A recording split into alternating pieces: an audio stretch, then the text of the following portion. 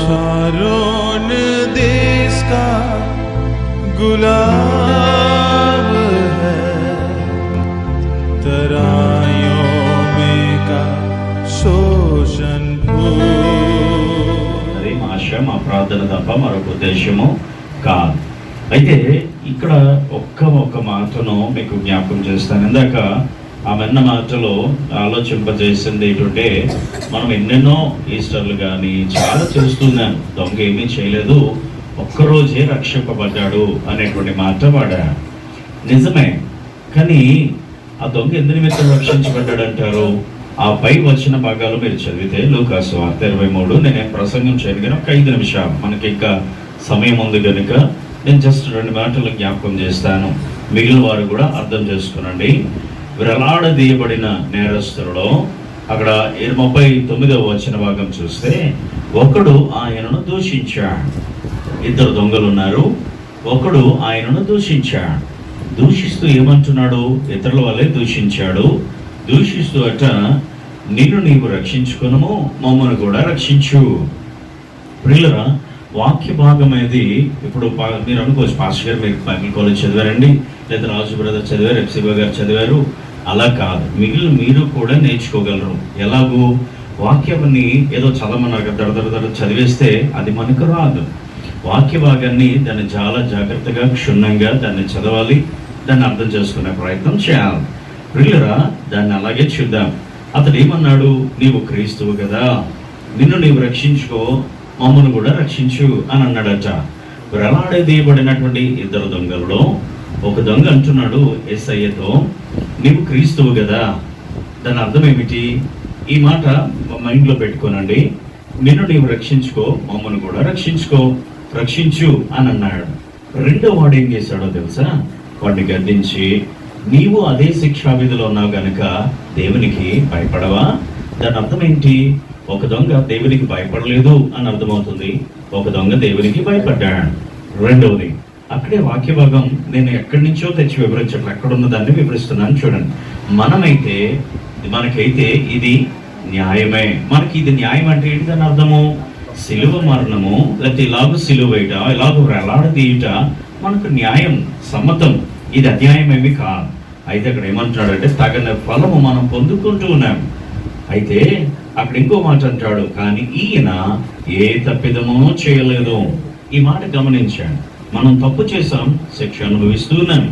ఆయన తప్పు చేయలేదు, ఎటువంటి నేరము చేయలేదు, ఎటువంటి పొరపాటు చేయలేదు. తన జీవితంలో పాపం చేసిన ఎక్కడ కూడా పాపం చేసిన దాఖలాలు లేవు. అయితే అక్కడ ఏమంటున్నాడో తెలుసా? చూడండి, ఆయనను చూచి, ఈ మాట చాలా జాగ్రత్తగా గమనించాడు. ఆయనను చూచి, ఇప్పుడు ఆయన పలుకున్నటువంటి మాటలు యేసు, ఇక్కడ చాలా జాగ్రత్తగా విన్నాడు, యేసు అని అంటున్నాడు. చాలా జాగ్రత్తగా గమనిస్తే పైన మొదటి దొంగ ఏమన్నాడు? నీవు క్రీస్తువు కదా.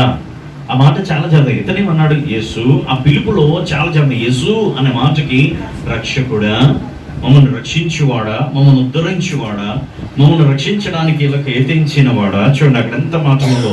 యేసు, నీవు నీ రాజ్యములోనికి వచ్చినప్పుడు, ఈ మాట చాలా జాగ్రత్తగా గమనించండి.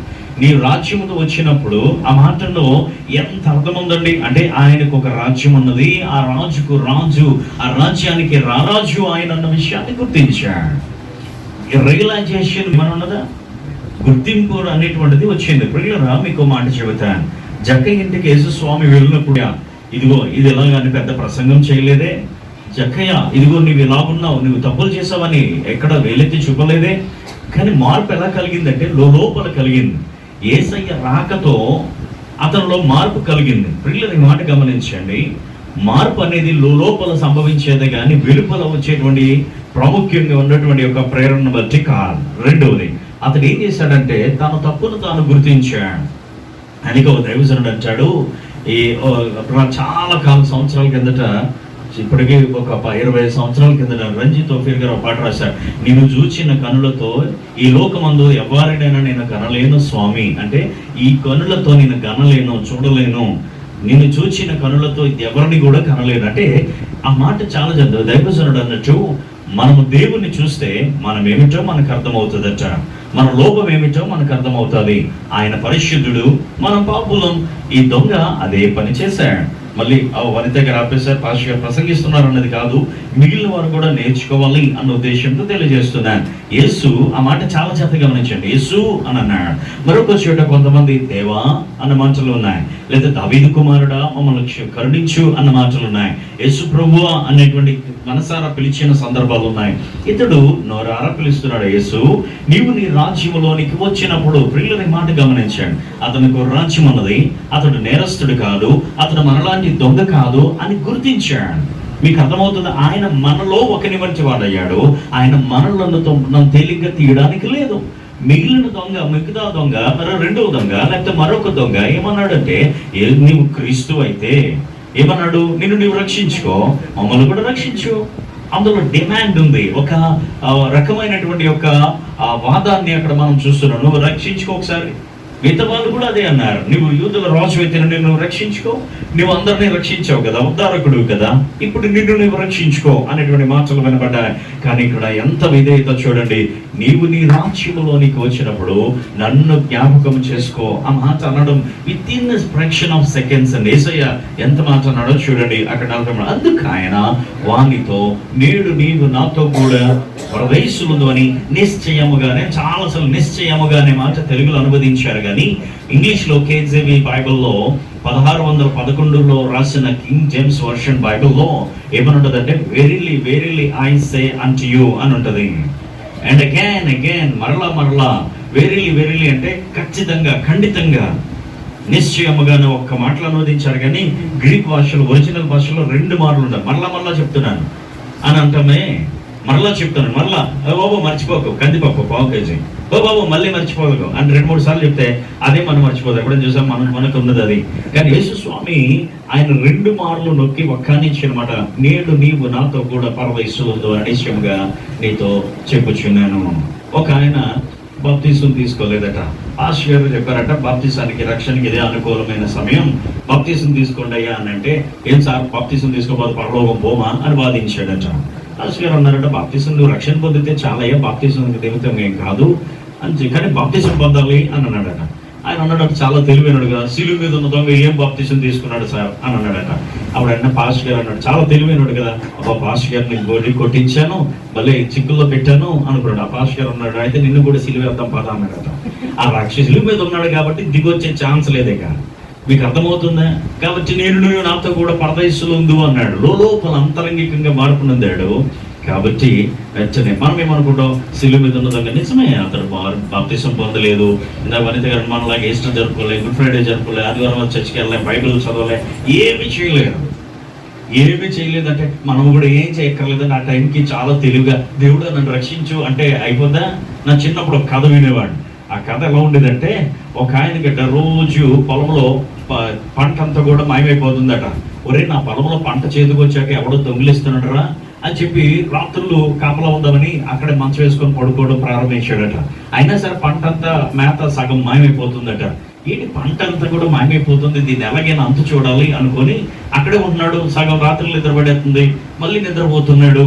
పంట తెల్లారేసరికి కొంత కనబడట్లేదు, కొంత భాగం కనబడట్లేదు. ఇదేంటిది, పంట రోజు మాయమైపోతుంది, లాభం లేదని ఆ రోజు కళ్ళల్లో కాయలు కాసుకొని ఏదో అంటారు చూడ సార్, చిగురు పళ్ళు ఎట్టుకొని నిద్రపోకుండా చూస్తున్నాడట. పడుకోకుండా చూస్తుంటే అతను పై నుంచి, నా చిన్నప్పుడు కథలేండి, మళ్ళీ కథలకి ఎందుకు నిజమే సార్ అని అడగండి, పై నుంచి ఒక తెల్లటి ఆవు దిగిందట. పైనుంచి ఆకాశం నుంచి తెల్ల నావు వచ్చి సరిగ్గా చేలోకి వచ్చి మేసేసి మళ్ళీ వెళ్ళిపోతుందట. రోజు ఇదేంటిది, ఇది ఎక్కడ భయం, కొంచెం భయం వేసింది మొదటి రోజు. రెండో రోజు కూడా ఇదేదో విచిత్రంగా ఉంది అని మళ్ళీ చూశాడట. పైనుంచి ఆకాశం నుంచి ఒక తెల్ల నావు వస్తుందట, మళ్ళీ మేత వేసేస్తుందట, మళ్ళీ వెళ్ళిపోతుందట. ఇదేదో భలే ఉందట. అందుకే రోజు పంట అంతా కూడా మాయమైపోతుంది, ఇక లాభం లేదని వాడికి ఒక ఐడియా వచ్చిందట, దీన్ని అదిలించడం, ఎందుకంటే ఇది పైనుంచి వచ్చింది, ఇదేదో భలే ఉందే, డైరెక్ట్ దాన్ని తోక పట్టుకుంటే ఆ ఆకాశానికో స్వర్గానికో మనం వెళ్ళిపోతాం కదా అనుకున్నాడట. ఆ తర్వాత ఏం చేశాడంటే, ఆ ఊరికి ఉండలేడు కదా, ఆ పక్కన ఉన్నోడితో చెప్పాడట, రే ఈరోజు మొత్తం అన్ని కూడా చూసుకుంటారు, నేను స్వర్గానికి వెళ్ళిపోతున్నాను, మోక్షానికి వెళ్ళిపోతున్నాను. ఏమిరా వెళ్ళిపోతావు అని అంటే, పైనుంచి ఒక ఆవు వస్తుందిరా, అది ఏమిటో తెలియదు కానీ రోజు మేత మేస్తుంది, మళ్ళీ పరలోకానికి పోతుంది, దాన్ని తోక పట్టుకుంటే చాలు పోతానన్నాడు. ఇంకొకటి అన్నాడట, ఇంకెందుకురా నా బతుకంతా అయిపోయింది, నేను వచ్చేద్దాం నీతో స్వర్గానికి, ఏమి చేయక్కర్లేదు, సులభంగా వెళ్ళిపోవచ్చు అన్నాడట. ఇలా ఒకరి తర్వాత ఒకరు ఎలా తెలిసిందో మొత్తం అందరూ కూడా పొలంలో రాత్రి కూడా ఇచ్చేసరికి సరిగ్గా కాచు కూర్చున్నారు. రాత్రి అయింది, ఎప్పటిలాగా పైనుంచి ఆవొచ్చిందట. ఆవొచ్చి మేత వేసి సరిగ్గా అది లేచిపోతుంది అన్న టైంలో గబగబేలో ఒకడు తోకబట్టుకున్నాడట. తోకబట్టుకోగానే అది లేస్తుంది, ఈడు లేచిపోయాడు. ఆశ్చర్యం, అబ్బా భలే లేచింది, ఇదే అతను నేను వెళ్ళిపోతాను స్వర్గానికి అనుకున్నాడట. వాడానికి అది వీడియో చేశాడు, రై నన్ను వదిలేసావరా అనుకుని వాడు కాలు పట్టుకున్నాడట. వాడి కాలు మొత్తం అందరూ అలా లేచిపోతున్నారట. లేచిపోయిన తర్వాత వెళ్తూ ఉన్నారు. ఇది చాలా పెద్ద కథలండి, విత్ షార్ట్ చేయడానికి చెప్తున్నాను. చాలా నవ్వొచ్చేది మా చిన్నతనంలో. అంటే దాని అర్థం ఏంటి, అక్కడికి వెళ్ళిన తర్వాత అదే అక్కడ ఏముంటారా అంటే పరలోకంలో బోర్డు ఉంటారా, అంత బంగారం ఉంటుందని పొందటోడు ఇలా చేయి తెరిచాడట. మొత్తం అందరు పడేయమని పడారట కింద. అది పెద్ద కథలండి, షార్ట్లో చెప్పాను. ఎందుకు మాట్లాడినానంటే స్వర్గానికి వెళ్ళడానికి షార్ట్ కట్స్ లేవండి. మోక్షానికి వెళ్ళడానికి మనం అది చేస్తే ఇది చేస్తే వెళ్తామని లేదండి. ఏసై మార్గం. అందుకే ఏసై అన్నారు, నేనే మార్గము సత్యము జీవము. ఇవన్నీ నేను చెప్పాలనుకోలేదు, కానీ సమయం వచ్చింది కాబట్టి చెప్పాను. చూడండి, అక్కడ రియలైజేషన్ అనేది చాలా ప్రాముఖ్యం. అతను ఏమన్నాడు, యేసు నీవు నీ రాజ్యంతో వచ్చినప్పుడు నన్ను జ్ఞాపకం చేసుకో. అది ఏమన్నాడు తెలుసా? ఆయన యేసు రక్షకుడు, నెంబర్ 1. నెంబర్ 2, ఆయన విపాపం చేయలేదు, ఆయన మనలాంటి దొంగ కాదు, ఆయన పరిశుద్ధుడు. 3, ఆయన పాపంను క్షమించగలడు, మోక్షాన్ని ప్రసాదించాడు. ఆయనకు ఒక రాజ్యం ఉన్నది, ఆయన రాజుగా గుర్తించాడు, రాజరికాన్ని గుర్తించాడు. తలంటున్నాడు, నన్ను జ్ఞాపకం చేసుకో. అంటే దాని అర్థం ఏంటి? నీవు నాకు నిశ్చయంగా నువ్వు దయచేయగలవు, నీవు అనుకోవాలి కానీ ఏదైనా చేయగలిగిన సమర్థుడువు. విత్ ఇన్ ద స్పాట్, అలాంటి ఆ స్పాట్లోనే, ఆ క్షణంలోనే, ఆ తక్షణం అతడు ఏం చేశాడంటే తన పాపాన్ని ఒప్పుకున్నాడు, యేసును గుర్తించాడు, రాజుగా జ్ఞాపకం చేసుకోమన్నాడు. అందుకే యేసయ్య మాట చెప్పాడండి, నేడు నీవు నాతో కూడా ఎక్కడుంటావు? పరదేశంలో ఉంటావు. నిజంగా అంతటి ధన్యత ఎలా పొందుకోగలిగాడు అని అంటే, ప్రియులరా ఈ మాట గమనించండి. నీతో నిశ్చయముగా చెప్పుచున్నాను. ఆ మాటలో ఎంత ధన్యత ఉంది. మొదటి వాడు అలా ఏం చేశాడు? క్రీస్తు, నువ్వు క్రీస్తు అయితే, అక్కడ అదే కదా నా మాట అంటున్నాడు, నువ్వు క్రీస్తువు కదా, నేను రక్షించుకో, మేము చూస్తాం. Then we will realise. నువ్వేదో అందుకే చాలా మంది ఆంక్షలు పెడతారు. దేవుడు ఈ కార్యం చేస్తే మేము నమ్ముతుంటామండి, మా బాబుకి పెళ్ళి అయిపోతే మా ఇంటి వాళ్ళందరూ నమ్మేసుకుంటామండి, మా ఇంట్లో మేము వాళ్ళందరూ కలిసిపోతామండి అని అంటుంటారు. నాకు అనేది అనిపిస్తుంది, ఎందులో కలిసిపోతుంది? ఏమైనా గంగలు అది కలిసిపోవడానికి? ఎందులోనూ కలిసిపోయేది కాదు, మునిగేది కాదు, తెలియదు కాదు ఇది. కనుక దయచేసి గమనించండి, వేరే షార్ట్ కట్స్ లేవు, వేరే మార్గాలు లేవు. ఏసే మార్గము ఆయనగా గుర్తించాలి, ఆయన ప్రభుగా గుర్తించాలి. నా దేవా నా ప్రభు అన్న తోమా కానీ జక్కయ్య కానీ వెంటనే తక్షణం వాళ్ళలో మార్పు వచ్చిందండి. అందుకేనేమో అన్ని విస్తారమైన చేపలు పట్టిన తర్వాత పేతురు కూడా ఉండలేకపోయాడు. ఆయన్ని చూశాడు, వెంటనే సముద్రంలో దూకేశాడమ్మో, నేను ఆయన ఎదుట ఉండడానికి అర్హుడను కాదు. మీకు మాట చెప్పనా, మనం చాలాసార్లు ప్రభువును దర్శించాట ప్రభు వస్తే ఇక్కడ ఒక్కరం కూడా మిగలం. ఎందుకో తెలుసా? మన దోషం లేంటో ఆయన వెలుతురులో మనకు కనబడతాయి. నా చిన్నప్పుడు మరో కథ చెప్పి నేను ముగిస్తాను. ఒకసారట ఒకడట చనిపోయాడట. చనిపోయిన తర్వాత దోతలు వచ్చి తీసుకెళ్ళిపోతున్నాడు. దోతలు వచ్చి ఒక ఆయన్ని తీసుకెళ్ళిపోయాడు. మరొక వ్యక్తి కూడా మరణించాడు. అవే వెంటనే ఇతని దగ్గరికి ఒక దూతలు వచ్చి తీసుకువెళ్ళిపోతున్నప్పుడు వెంటనే వాళ్ళు చాలా దూరం ప్రయాణం చేశారు. ఒక చోట చాలా సుందరంగా తెల్లగా కనబడుతుందట. ఆహా, ఇదే పరలోకం అనుకున్నాడట. అలా వెళ్తుంటే ఇక తీసుకెళ్తారు కదా అనుకుంటే అటు కాకుండా ఇంకో చోట తీసుకెళ్ళిపోతాను. హే మీకు దూతల్లా మీకు తెలియదు, ఆపండి, స్టాప్, నేను I have to go this side, నేను ఇటు వెళ్ళాలి అన్నాడట. అరే బాబు, నువ్వు వెళ్ళాల్సిన అటుగా దగ్గర నరకాడు. నేను భూమి మీద ఎన్ని చేశాను, అది చేశాను, ఇది చేశాను, నేను దేవుడి కోసం ఎన్ని చేశాను అన్నట. నువ్వు ఎన్ని చేసిన ఏమో నాకు తెలియదు, ప్రభు వారు నేను తీసుకెళ్ళి నరకంలో పడేమన్నారు అన్నాడు. అమ్మ బాబు, ఇటు కాదు అది ఆ బంగారు ఏమైనటువంటి ఆ సుందరమైన ఆ పరలోకం నేను పోవాలి, ఆ వెలుగుమయం అక్కడ దూతలు ఉన్నాయి, ఇయ్యో నేను స్తుతిస్తాను, నేను పాడుతానంటే, ఓరే బాబు నువ్వు చెప్పింది కాదురా బాబు అన్నా సరే వీడి వదలట్లేదట. దూతలు అన్నాడు, ఒక దూత అన్నట్టు ఎందుకు వీడితో గోల వదిలేయండి అన్నారట. అనగానే వీడు చేసాడు తెలుసా? వదలడమే తడు. వీడు పరుగు పరుగున పరలోకం ఇదేటి వైపు వెళ్ళిపోయాడట. పెద్ద ద్వారం ఉంది, దూతలు ఉన్నాయి, చాలా వెళ్తుందట. వెళ్ళిపోయాడు పరుగున, ఇంకెక్కడ మళ్ళీ ఎక్కడైనా తెరకు వస్తారేమో అని పరుగున వెళ్ళిపోతే పెద్ద సింహాసనం ఉందట. చాలా మంది దూతలు ఉన్నారట. ఆ సింహాసనం దగ్గరికి వెళ్ళి నిలబడిపోయాడట. అమ్మయ్య వచ్చేసాను పరలోకం అనుకున్నాడట. అనుకుని చుట్టూ చూశాడట. అందరూ తను విచిత్రంగా చూస్తున్నారట. అందరూ చూసి ఇదే నన్ను ఇంత విచిత్రంగా చూస్తున్నారు, నేను దట్టుకొని వచ్చేసాను కదా, ఆ దూతలు మంచి దూతలుగా నన్ను నరకంలో పడేయాలనుకున్నాయి, పరలోకం వచ్చేసాను కదా అని చుట్టూ చూశాడు. చుట్టూ చూసి తెర చూస్తే ఇతను అందరూ విచిత్రంగా చూస్తున్నాడు. అన్ని చూశాడు, చాలా బాగున్నాయి. తను చూసుకున్నాడట. అంతే, ఒకటే పరుగు. మళ్ళీ ఎక్కడి నుంచి వచ్చాడు అక్కడే పరిగెత్తాడట. కారణం ఏంటి తెలుసా? ఆడ దిగంబరుగా ఉన్నాడు. రక్షణ వస్త్రాలు లేవు, రక్షణ లేదు, అన్నీ లేదు. ఒరే బాబు నువ్వు అక్కడికి వెళ్తే ఉండలేవు అని దోతలు తీసుకెళ్తే ఇప్పుడు పరిగెడుతున్నాడు, అమ్మో చీకటి ఎక్కడ ఈ వెలుగులో నేను ఉండలేనని తిన్నగా ఎక్కడ దేవతలు వదిలేసి అక్కడికి వచ్చేసాడట కటికి చీకటిలోని.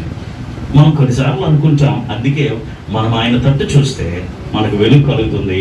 ఆయన వెలుగులో మన పాపములేంటో, మన దోషములేంటో, మనమేంటో మనకు కనబడుతుంది. కనుక అది అదే పని చేశాడండి. దొంగలు చేసిన పని ఏంటో తెలుసా? నేర్చుకున్న చిన్న పాఠం. మళ్ళీ నేను స్పెషల్ మెసేజ్ చెప్పాను వనిత గారి మెసేజ్ని కంటిన్యూ చేశాను. ఆ ఇద్దరు దొంగలు, ఒక దొంగ గుర్తించాడు, ఒక దొంగ గుర్తించలేకపోయాడు. ఒక దొంగ రక్షణను సంపాదించుకున్నాడు, ఒక దొంగ రక్షణను తృణీకరించాడు. చాలా సింపుల్. యేసయ్య ఇచ్చిన వాగ్దానం. దేవుడు మనతో కూడా చెప్పిన మాట అదేనండి.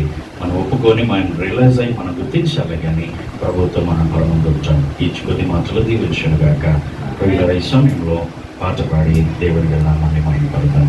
ఇప్పుడు పాట పాడిన వారు ఎవరైనా పాట పాడవలసింది. ఒక పల్లవి, ఒక చరణం.